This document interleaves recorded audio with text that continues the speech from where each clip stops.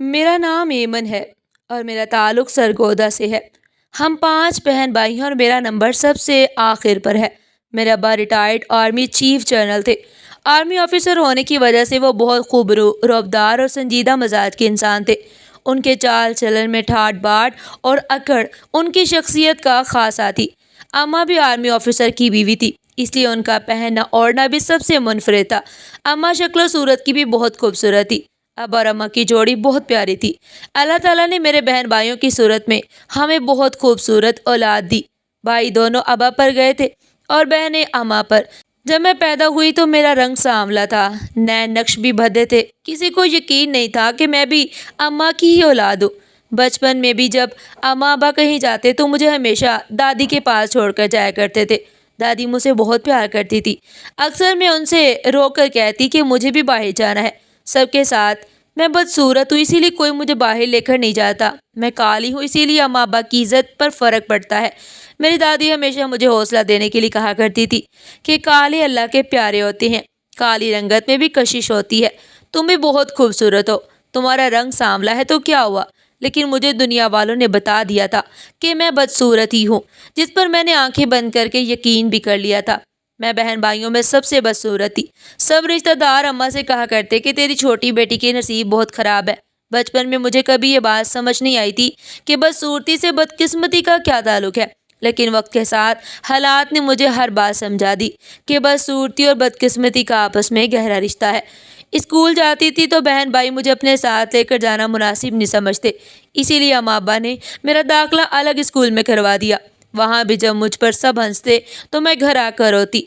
अब्बा ने रोज़ रोज़ के तमाशों से बचाने के लिए मुझे एक सरकारी स्कूल में डाल दिया।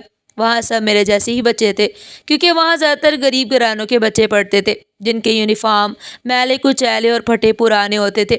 चूँकि मैं गाड़ी में ड्राइवर के साथ जाया करती थी, इससे सब लड़कियां हैरान होकर मुझे देखा करती थी। पहले दिन तो सब मुझे ऐसे घूर कर देख रही थी जैसे मैं उनसे कोई कर्ज मांगने आई हूँ। एक रोज़ मेरी हैरत की इंतहा न रही जब एक लड़की आकर मेरे हाथ चूमने लगी। क्योंकि मैं एक अमीर घराने से ताल्लुक़ रखती थी, तभी वैसा कर रही थी। मुझे हैरत का शदीद झटका लगा। मैंने फ़ौरन अपना हाथ पीछे कर लिया। मेरे पास इतने पैसे होते मैं उनमें से आधे अपनी सहेलियों में बांट देती। वहाँ मेरी एक बहुत अच्छी दोस्त बनी जिसका नाम नूरीन था। उसकी रंगत मेरी जितनी काली तो नहीं थी, मगर वो दिल की बहुत खूबसूरत थी। लेकिन अभी मुश्किल वक्त ख़त्म नहीं हुआ, बल्कि मज़ीद बढ़ गया था। मेरा एक सहारा मेरी दादी इस दुनिया से रुखसत हो गई थी। घर से बाहर तो नूरीन मेरी सहेली थी, मगर घर के अंदर मैं बिल्कुल तन्हा हो गई थी। अक्सर मेरे कज़न आते तो सब एक साथ खेलते, मगर मुझे कोई साथ ना खिलाता। लड़के क्रिकेट खेल रहे होते और मैं पास से गुजरती तो अगर इत्तफाकन कोई हार जाता तो इल्ज़ाम मुझ पर आता कि मैं मनहूस हूँ, इसीलिए ऐसा हुआ है। वक्त ऐसे ही गुजरता गया और हम बड़े हो गए। मेरे सबसे बड़े भाई की शादी हुई तो घर में सब रिश्तेदार इकट्ठे थे, क्योंकि मेरे भाई भी अब्बा की तरह आर्मी ऑफिसर थे। इसे भाई ने पसंद की शादी की थी। मेरी भाभी भी आर्मी ऑफिसर थी। वो बहुत खुश थी, दोनों बहुत खुश रहते। मैं भी बहुत खुश थी, क्योंकि जैसा मैंने भाभी को समझा था वैसा वो बिल्कुल नहीं थी। भाभी ने मुझे कभी बदसूरत नहीं कहा था। अल्लाह ने मेरे भाई के घर अपनी रहमत बरसा दी। हर तरफ खुशियों का माहौल था।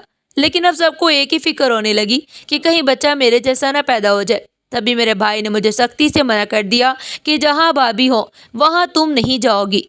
मुझे दुख इस बात का था कि भाई ने मुझे टोका, और तकलीफ इस बात की हुई कि भाभी ने भाई को ऐसा कहने से मना नहीं किया जैसे वो खुद चाहती हो कि मैं उनके सामने ना हो। मेरी बदकिस्मती अपने अरूज पर थी। शायद इसका सबूत ये था कि भाई की औलाद होने से पहले ही मर गई और इल्ज़ाम मुझ पर लगा दिया गया कि मेरी बदकिस्मती मेरे भतीजे को खा गई। हर वक्त के ताने और रोना धोना अब मेरी ज़िंदगी का मामूल बन गया था। अब्बा की नफ़रत भी खुलकर सामने आ चुकी थी। वो हर वक्त मुझे ताने देते रहते थे, मगर अब मुझे इन सब की आदत हो चुकी थी। मेरे सब बहन भाई शादीशुदा हो गए, सिवाय मेरे। रिश्तेदार घर आते तो अम्मा अब्बा के कानों में बात डाल जाते कि कौन इसे ब्याह कर ले जाएगा, ये तो काली भी है और इसके नसीब भी स्याह है। सब अम्मा अब्बा से कहते कि आपकी ये बेटी स्याह बख्त लेकर पैदा हुई है। क्या काली रंगत स्याह बख्ती की अलामत है? मैं कभी समझ नहीं पा रही थी। बहुत सारे रिश्ते आए, मगर इनकार करके चले गए। अब तो मुझे भी उम्मीद ख़त्म हो गई थी कि मेरी शादी कभी होगी भी नहीं। इसी असना में एक रिश्ता आया और हैरत की बात ये थी कि उस रिश्ते पर हाँ भी हो गई। हम सब हैरान थे کہ لڑکا پڑھا لکھا، خوبصورت اور نوجوان تھا۔ لڑکیوں کی تو اسے کمی نہیں تھی، مگر پھر بھی اس نے مجھے پسند کیا۔ یہ سب سے حیرت انگیز بات تھی۔ سب خوش تھے، میں نے بھی اپنے تمام وسوسوں کو پیچھے چھوڑ کر خوش رہنا شروع کر دیا۔ ہماری منگنی کو 4 مہینے گزر چکے تھے۔ ابھی تک سب حیران تھے، لیکن ہماری حیرت زیادہ دیر تک قائم نہ رہ سکی۔ جب اس نے مجھ سے میری جائیداد میں سے کچھ حصہ اپنے نام کرنے کی بات کی، ایسا نہیں تھا کہ وہ غریب تھا، لیکن کچھ لوگوں کی ہوس کبھی ختم نہیں ہوتی، اور ان کا بھی یہی حال تھا۔ جیسے وہ دنیا کا سب کچھ ساتھ لے کر قبر میں جائیں گے۔ ابا نے جان چھڑانے کے لیے فیصلہ کیا کہ وہ میری جائیداد میں سے کچھ حصہ اس کے نام کر دیں گے، مگر میں نے سختی سے انکار کر دیا اور کہا اگر ایسا کیا گیا تو میں اپنی جان لے لوں گی۔ افسوس رشتہ ٹوٹنے کا نہیں تھا، افسوس ابا کی سوچ پر تھا۔ میری روح کانپ گئی جب ابا نے مجھ پر الزام لگایا کہ میں باہر کسی لڑکے کو پسند کرتی ہوں، اسی لیے رشتہ توڑ رہی ہوں۔ 2-3 رشتے آئے مگر لالچ کے سبب ٹوٹ گئے، اور ہر دفعہ الزام مجھ پر ہی آیا کہ میں منحوس ہوں۔ اب تو منحوس لفظ میری ذات کے ساتھ جڑ گیا تھا۔ اب تو میرا نام ایمن منحوس بن چکا تھا۔ میں سب چیزوں سے تھک گئی تھی۔ حیرت کی بات یہ تھی کہ میں ابھی تک زندہ کیسے تھی۔ تانے برداشت کرتے کرتے میں پتھر کی مورت بن گئی تھی۔ اب مجھ میں دل نہیں رہا تھا۔ گھر میں جو بھی کام خراب ہوتا تھا میں خود پر الزام لے لیتی، کیونکہ میں جان گئی تھی کہ خود پر الزام لینا دوسروں کے الزام سے کم تکلیف دہ ہوتا ہے۔ میں نے اپنی تکلیف کم کرنے کا یہی طریقہ اپنا لیا۔ میرے 2 چچا جن کے بیٹے مجھ سے بڑے تھے، ابا نے ان کے لیے بھی مجھ سے شادی کا کہا، مگر انہوں نے انکار کر دیا۔ مجھے اس بات کا دکھ نہیں ہوا، کیونکہ جن کی عمر بھر مجھ سے نہ بنی وہ ساری عمر کیسے نبھا کرتے۔ اب تو چچا زاد بھائیوں نے بھی انکار کر دیا تھا، پیچھے کچھ نہ بچا تھا، مگر ایک بات جو مجھے بے چین کرے جا رہی تھی، وہ یہ کہ ابا اماں میں اب جھگڑے بڑھ گئے تھے۔ اب ہر وقت ان کے کمرے سے لڑائی جھگڑے کی آوازیں ہی آتی رہتی۔ ایک رات میں سوئی ہوئی تھی کہ پیاس کی وجہ سے میری آنکھ کھل گئی۔ کمرے میں جگ میں پانی نہیں تھا۔ پانی بھرنے کے لیے جیسے ہی میں اٹھ کر کچن میں گئی، وہاں سے پانی بھرا اور واپس کمرے کی طرف آ رہی تھی کہ ابا اماں کے کمرے سے لڑنے جھگڑنے کی آوازیں آ رہی تھی۔ میں پریشان ہوتے ٹی وی لاؤنج میں کھڑی گھڑی کی طرف دیکھا تو وہاں رات کے 2 بج رہے تھے۔ میں افسوس سے ساکت کھڑی رہ گئی۔ جیسے ہی اپنے ابا کے کمرے کے دروازے سے کان لگایا تو میری روح کانپ گئی۔ اندر ابا کہہ رہے تھے کہ اپنی بدبخت منحوس بیٹی کے لیے تم اپنے بہن بھائی کے بیٹوں سے کیوں نہیں کہتی؟ آگے سے اماں کا جواب سن کر میرا دل کام کیا جب انہوں نے کہا کہ میرے بھائی کے بچے کون سے لاوارث ہیں جو میں ان کی زندگی برباد کروں۔ دل جیسے کرچھی کرچھی ہو گیا، آنکھوں سے آنسو بہہ رہے تھے۔ میرا دل جیسے بند ہونے کو تھا۔ میرے سگے ماں باپ مجھ سے کس قدر نفرت کرتے تھے کہ ان کو اپنے بہن بھائیوں کے بچے مجھ سے زیادہ عزیز تھے۔ مجھے بہت حیرانگی ہوئی یہ سب سن کر کہ کون والدین اپنی اولاد کو دوسروں سے کمتر سمجھتے ہیں۔ آدھی رات کو بہت بحث ہوتی رہی اس سب کے بعد، اور 2 بار مرنے کی کوشش بھی کی۔ یہ خبر آگ کی طرح پورے خاندان میں پھیل گئی۔ کچھ نے حوصلہ دیا اور کچھ نے برا بھلا کہا۔ میری 2 خالائیں تھیں، ایک بڑی خالہ جن کے 2 بیٹے اور دونوں سب سے بڑے تھے، اسی لیے پورے خاندان میں سب سے پہلے ان کی شادی ہوئی تھی۔ میری چھوٹی خالہ کا ایک ہی بیٹا تھا جو بیرون ملک ڈاکٹری کر کے آیا تھا، اور اوپر سے شکل و صورت میں بھی کم نہیں تھا۔ اکڑ غرور اس کی شخصیت کا خاصا تھا۔ خاندان میں کسی کو منہ تک نہیں لگاتا تھا۔ خاندان کی بہت سی لڑکیاں اس کے ساتھ شادی کی امید میں تھی۔ اس سب میں کہیں بھی نہیں تھی، نہ مجھے کبھی ایسی سوچ آئی، کیونکہ میں حقیقت میں رہنے والی لڑکی تھی، یا یہ کہنا بہتر ہوگا کہ میرے سارے خاندان نے مجھے حقیقی زندگی میں رہنا سکھا دیا تھا۔ ایک طرف خاندان میں بہت سی کنواری لڑکیاں تھیں اور ایک طرف میں، لیکن خالہ نے ان سب کو چھوڑ کر میرا رشتہ مانگ لیا۔ میرا تو جیسے رشتوں پر سے بھروسہ ہی اٹھ گیا تھا۔ مجھے یقیناً یہ سوچ آئی کہ کیوں میری خالہ نے میرا رشتہ مانگا۔ میرے اور تمام خاندان کے مطابق خالہ کے بیٹے کے لیے کوئی پڑھی لکھی حسن کی ملکہ ہونی چاہیے تھی، اور کہاں میں کل موہی اس کے نصیب میں لکھی جا رہی تھی۔ مجھے تو حیرت اپنے نصیب سے زیادہ اس کے نصیب پر ہوئی تھی۔ ہم نے کبھی ایک دوسرے سے بات تک نہیں کی، پھر کیسے خالہ کو میں پسند آ گئی۔ پہل تو مجھے شک ہوا جیسے مجھ سے کچھ چھپایا جا رہا ہے، لیکن خالہ کی سچی محبت دیکھ کر میرے تمام تر شک و شبہات ختم ہو گئے۔ پھر وہ دن بھی آ گیا جو میرا نکاح ہونا تھا۔ حالانکہ خالہ کے بیٹے سے شادی ہو گئی اور یوں میرے نصیب بھی کھل گئے۔ لوگ اپنے پہلے دن کی دلہن کو عزت کے ساتھ گھر لے کر جاتے ہیں، مگر میری قسمت واقعی سب سے الگ تھی۔ سہاگ رات پر شوہر نے مجھے گاڑی میں بٹھایا اور ویران علاقے میں بنے ایک ہاسپٹل میں لے گیا۔ الگ الگ راستے دیکھتے ہوئے میں بہت حیران ہوئی، کیونکہ مجھے خالہ کے گھر کا کچھ اندازہ تھا، لیکن ویران سڑکوں پر چلتی گاڑی نے ایک دفعہ میری روح کھینچ لی۔ لیکن جب گاڑی ہسپتال کے سامنے رکی تو میں حیران رہ گئی۔ میری حیرت ابھی کم نہ ہوئی کہ شوہر نے مجھے گاڑی سے اتارا اور مجھے لیے ہسپتال کے اندر داخل ہو گیا۔ چلتے ہوئے کئی وارڈ راستے میں آئے، سب لوگ مجھے حیرت سے دیکھ رہے تھے، لیکن میرے شوہر کو کسی کی پرواہ نہیں تھی۔ وہ بس میرا ہاتھ تھامے آگے بڑھتا ہی چلا جا رہا تھا۔ میں نے حیرت سے اپنے شوہر کی جانب دیکھا اور ان کا چہرہ سنجیدہ تھا۔ میرے شوہر نے وارڈ کا دروازہ کھولا تو میری جان نکل گئی جب میں نے وہاں بہت سے ایسے مریض دیکھے جو بری طرح سے جلے ہوئے تھے۔ سب کے جسم پر پٹیاں بندھی ہوئی تھی، کسی کے ہاتھ پر، کسی کے چہرے پر، کسی کی ٹانگ پر تو کسی کے بازو پر۔ کوئی بھی شخص مکمل طور پر ٹھیک نہیں تھا۔ میرا وجود بری طرح سے کانپنے لگا۔ اگر میرے شوہر کا سہارا مجھے نہ ملتا تو یقیناً میں زمین پر گر چکی ہوتی۔ میں نے خوف کے زیر اثر اپنے شوہر کی جانب دیکھا، جس کی آنکھیں لال انگارہ ہو رہی تھی۔ اس نے میری طرف ایک نظر دیکھا تو میری آنکھوں میں آنسو اچھل گئے۔ اس نے مجھے بتایا کہ سب اپنے گھر بار سے تنگ آ کر خودکشی کرنے کی کوشش کر چکی ہیں۔ حیرت کی بات یہ تھی کہ وہاں تمام عورتیں ہی تھیں، الگ الگ عمر کی عورتیں، اپنے جلے ہوئے وجود لیے لیٹی ہوئی تھی۔ میرا سانس رک گیا جب میرے شوہر نے مجھے ایک بچی دکھائی جس کی عمر تقریباً 13-14 سال کے درمیان تھی، اور اس نے خودکشی اس لیے کرنے کی کوشش کی کیونکہ وہ لوگ بہت غریب تھے۔ ان کے گھر کھانے کو بھی کچھ نہیں تھا اور یہ گھر کی بڑی بیٹی تھی۔ اماں نے کمانے پر زور ڈالا، نوکری نہ ملنے پر خالی ہاتھ گھر آئی تو اماں اور بہن بھائیوں کے مایوس کن چہرے دیکھ کر اس نے خودکشی کا راستہ اختیار کر لیا۔ پھر ایک بستر کے پاس لے کر گئے جہاں ایک جوان عورت لیٹی ہوئی تھی جس کا آدھا چہرہ جل چکا تھا، لیکن آدھا چہرہ بالکل صاف تھا، اور صاف چہرہ دیکھ کر ایسے لگتا تھا کہ وہ بہت خوبصورت رہی ہوگی۔ لیکن مجھے حیرت اس بات کی ہوئی کہ ایسی کیا وجہ تھی جو اس نے خودکشی کرنے کی کوشش کی۔ میرے شوہر نے بتایا کہ یہ وہ لڑکی ہے جس نے اپنی پسند سے شادی کر لی کیونکہ یہ بہت خوبصورت تھی۔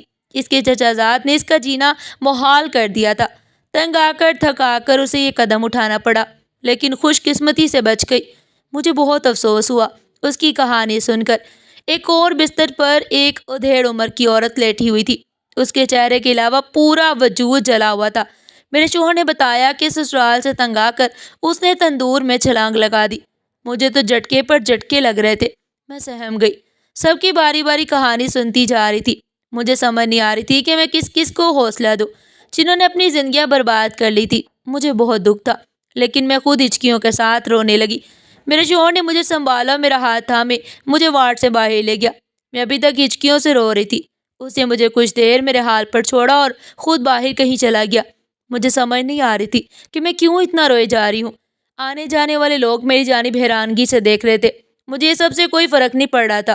تھوڑی دیر بعد میرے شوہر واپس آئے اور مجھے پانی کی بوتل تھما دی۔ میں نے پانی کو منہ لگایا اور ساری بوتل پی لی۔ میرے شوہر اس وقت بھی کچھ نہیں بولے، پھر مجھے سہارا دے کر اٹھایا اور اپنے ساتھ باہر لے گئے، گاڑی میں بٹھایا اور گاڑی چلا دی۔ اور اب رنگ برنگی گلیوں میں سے گزر رہی تھی گاڑی، لیکن میں بنا آواز کے خاموشی سے راستوں کی طرف دیکھ رہی تھی۔ میرے شوہر نے ایک جگہ گاڑی روکی، پھر مجھے نیچے اتارا۔ پہلے تو مجھے سمجھ نہ آئی کہ میں کہاں ہوں، پھر جیسے ہی دماغ نے کام کرنا شروع کیا تو دیکھا کہ میں اپنی خالہ کے گھر ہوں۔ اگلا حیرت کا جھٹکا تب لگا جب گھر کے دروازے سے لے کر میرے کمرے تک پورا راستہ لال گلاب سے بھرا ہوا تھا۔ ہر طرف پھول ہی پھول تھے، لال پتیاں نیچے بکھری ہوئی تھی، پورا گھر روشنیوں سے جگمگا رہا تھا۔ میں نے حیرت سے اپنے شوہر کی جانب دیکھا۔ میرے دیکھنے پر انہوں نے میرا ہاتھ مضبوطی سے تھاما اور مجھے آہستہ آہستہ اندر کی طرف لے جانے لگے۔ کمرے کے پاس جا کر انہوں نے میرا ہاتھ چھوڑ دیا۔ میں نے جیسے ہی کمرے کا دروازہ کھولا اور اندر داخل ہوئی، کمرے میں جاتے ہی میرے ہوش اڑ گئے۔ وہاں ہر طرف رنگ برنگی خوشبودار موم بتیاں لگی ہوئی تھی، کمرہ بھی لال بتیوں سے بھرا ہوا تھا۔ یہ خوبصورت سا کمرہ، صاف ستھری سی سیٹنگ اور سونے پر سہاگا اتنی محنت سے کی گئی سجاوٹ کمرے کو چار چاند لگا رہی تھی۔ میری آنکھیں نم ہو گئی۔ میں نے اپنے شوہر کی جانب دیکھا جو ہاتھ باندھے میری طرف ہی دیکھ رہے تھے، لیکن مجھے اتنا یقین تھا کہ ان کی کوئی نہ کوئی مجبوری ضرور رہی ہوگی جو انہوں نے مجھ جیسی لڑکی سے شادی کی۔ یہ سوچ آتے ہی میری تمام خوشیاں ختم ہو گئی۔ میں نے اٹھ کر کپڑے چینج کیے اور آ کر خاموشی سے سو گئی۔ نہ میں نے اپنے شوہر سے کوئی بات کی، نہ انہوں نے کوئی بات کی۔ دونوں اپنی اپنی جگہ خاموش تھے۔ اگلے کئی روز ایسے ہی گزر گئے، لیکن شادی کے بعد نہ جانے ایسا کیا ہوا، وہی لوگ جو مجھے بدصورت، منحوس اور بد نصیب کہتے تھے، آج میری تعریفیں کرتے نہیں تھکتے تھے۔ مجھے اکثر لگتا کہ یہ کیوں ہو رہا تھا، میری سمجھ سے بالکل باہر۔ ایک دن میں نے اپنے شوہر سے مجھ سے شادی کی وجہ پوچھی، جس پر پہلے وہ ہنسے، پھر مجھے نرمی سے اپنے پاس بٹھایا اور اپنی کہانی سنائی۔ میرے رونگٹے کھڑے ہو گئے جب میرے شوہر نے مجھے بتایا کہ ان کو باہر کے ملک سے پتہ چلا کہ میں خودکشی کرنے کی کوشش کر چکی ہوں، وہ بھی 2 بار۔ میرے شوہر نے جب وہ وجہ پوچھی تو انہوں نے وجہ بتا دی، جس پر میرے شوہر کو دھچکا لگا کہ آج کے دور میں ایسے کون کرتا ہے۔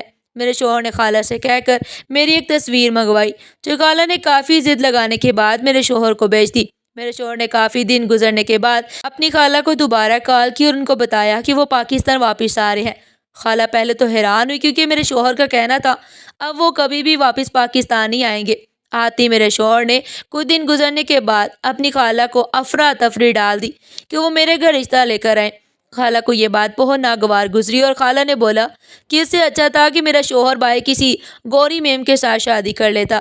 میرے شوہر کو کافی حیرانگی ہوئی، میں ان کی سگی بانجی ہوتے ہوئے ایسے کہہ رہی ہوں، لیکن اس سے اگلی بات پر میرے شوہر کے جو حواس باختہ ہوئے، میرے اس سے زیادہ رونگٹے کھڑے ہو گئے جب میرے شوہر نے مجھے بتایا کہ میں ان کی سگی خالہ کی بیٹی نہیں ہوں اور نہ ابا میرے سگے ابا ہیں۔ اب مجھے سب باتیں سمجھ آنے لگی تھی۔ میرے ساتھ گزرا وقت میری آنکھوں کے سامنے ایک دفعہ لہرا گیا۔ میں اگلے ہی روز اپنے ابا کے پاس گئی اور ان سے سب سچ پوچھا، جس پر انہوں نے بتایا کہ میں ان کی بہن کی بیٹی ہوں اور ابا رشتے میں میرے ماموں لگتے تھے۔ میری پھپھو نے پسند کی شادی کی تھی جو کامیاب نہ ہو سکی۔ میرے آنے سے پہلے ہی میری سگی ماں گھر واپس آ گئی تھی اور جیسے ہی میں دنیا میں آئی تو میرے ابا نے میری اماں کو طلاق دے دی۔ میری سگی ماں یہ غم برداشت نہ کر سکی اور اس دنیا سے رخصت ہو گئی۔ باپ کا سایہ پہلے ہی نہیں تھا، تبھی ماموں نے مجھے اڈاپٹ کیا اور مجھے ایسے رکھا جیسے میں کوئی مہارانی ہوں۔ لیکن جیسے ہی میں بڑی ہوتی گئی اور مجھے اصلیت کا پتہ چلتا گیا تو میں اپنے اچھے خواب و خیال چھوڑ کر حقیقت میں بہت برے طریقے سے پٹ کی گئی تھی۔ میرے شوہر نے مجھ سے جس طریقے سے اظہار محبت کیا، میں حیران رہ گئی تھی۔ میرے شوہر نے مجھے بتایا کہ پورا 1 ہفتہ گزرنے کے بعد ان کو اس بات کا احساس ہوا کہ وہ میرے بغیر نہیں رہ سکتے، تبھی مجھ سے شادی کی۔ اکثر اوقات وقت اور حالات انسان کو بہت عجیب بنا دیتے ہیں۔ لوگوں کی باتیں انسان کو اندر ہی اندر ختم کر دیتی ہیں۔ وقت پر آپ کو بہتر سہارا نہ ملے تو انسان کبھی بھی ختم ہو سکتا ہے۔ میں نے اپنے شوہر کی اتنی محبت پر ان کی بات مانتے ہوئے ڈاکٹری پڑھی اور آج میں ان کے ساتھ ہسپتال میں کام کر رہی ہوں۔ میں بھی ان میں سے تھی جو وقت کے دھارے پر ڈھائے جاتے ہیں، لیکن میرے شوہر نے میرا پورا ساتھ دیا۔ یہی وجہ ہے کہ میں اپنا ہر غم بھولنے لگی تھی۔ ہم سفر خوبصورت نہیں بلکہ احساس مند ہونا چاہیے، جو ہمیں ایک الگ دنیا میں لے جائے جہاں بس سکون ہی سکون ہو۔ آج کبھی اپنا گزرا ہوا وقت یاد کرتی ہوں تو درد سے پورے جسم میں لہریں اٹھ جاتی ہیں، لیکن پھر جب سوچتی ہوں کہ جنہوں نے میرے ساتھ ظلم کیا وہ میرے سگے ماں باپ نہیں ہیں تو مجھے ایک دم حوصلہ ہوتا۔ پھر میرے شوہر نے ہر حالت میں میرا ساتھ دیا، پھر میرا ہاتھ کبھی مشکل وقت میں نہیں چھوڑا۔ میں نے بھی تا عمر کے لیے تا حیات خود سے ایک وعدہ کیا تھا کہ میں کبھی بھی اپنے شوہر کا ہاتھ نہیں چھوڑوں گی۔ ہم دونوں اس سلوک سے آج میں ہنسی خوشی اپنی زندگی گزاری ہوں۔ برا وقت زندگی کا حصہ ہے جو ایک نہ ایک دن گزر ہی جاتا ہے، اسی لیے حوصلے کے ساتھ اپنا ہر وقت گزارنا چاہیے۔ ناظرین، آپ کو ہماری آج کی یہ کہانی کیسی لگی؟ کمنٹ سیکشن میں اپنی قیمتی رائے کا اظہار ضرور کیجیے گا، اور اس طرح کی مزید سبق آموز کہانیاں سننے کے لیے چینل کو سبسکرائب کریں، ویڈیو کو لائک کریں اور زیادہ سے زیادہ شیئر کریں۔ پھر کل ملتے ہیں ایک نئی کہانی کے ساتھ، تب تک کے لیے اللہ حافظ۔